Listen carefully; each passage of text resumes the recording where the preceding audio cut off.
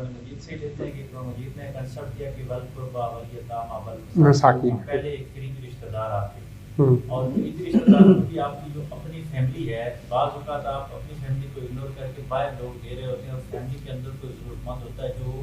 زبان نہیں کھول سک رہا ہوتا، تو ہمیں اس کی ہیلپ کرنی چاہیے۔ فیملی سے مراد آپ کی بہنیں، بھائی، کزنز، آپ کی دور پار کے ملیرے پھپھیرے، چاچیاں، مامے، ملیرے، مطلب کچھ بھی ہو سکے۔ اور اگر بعض اوقات ہمارا فیملی سے لوگوں کا ہماری مشرقی روایات میں برصغیر میں یہ ناراضگی کا کنسپٹ بعض اوقات قبروں تک لے کے چلے جاتے ہیں جی، تو اس میں اگر کوئی خونی رشتہ دار ناراض ہے لیکن اس کے حق تو ساکت نہیں ہوئے نا، آپ کو اگر وہ غریب ہے تو آپ اس کا حق اس کو دینا چاہیے، اس کے آپ سے پوچھو گی۔ پہلے قریبی رشتہ دار ہے، پھر یتیم ہے، اس کے بعد پھر مساکین ہے، پھر یہ کنسپٹ آتا ہے۔ اور لنگر والی بات انہوں نے بڑی خوبصورت بات کی کہ پکا کر کھانا کھلانا یہ بہت بڑی بات ہے، کسی کو کھانا کھلانا یہ بھی اس دور میں کسی اس کی شکم کو بھرنا بہت بڑی چیز ہے۔ لیکن اس کے ساتھ ساتھ آپ نے کہا کہ کم پیسے ہیں تو کیا کیا جائے، تو جس کے پاس بالکل بھی کم پیسے ہیں تو وہ افطاری کے ٹائم کسی کو پانی پلا سکتا ہے۔ ہمارے اسلام نے تو کیا کہا کہ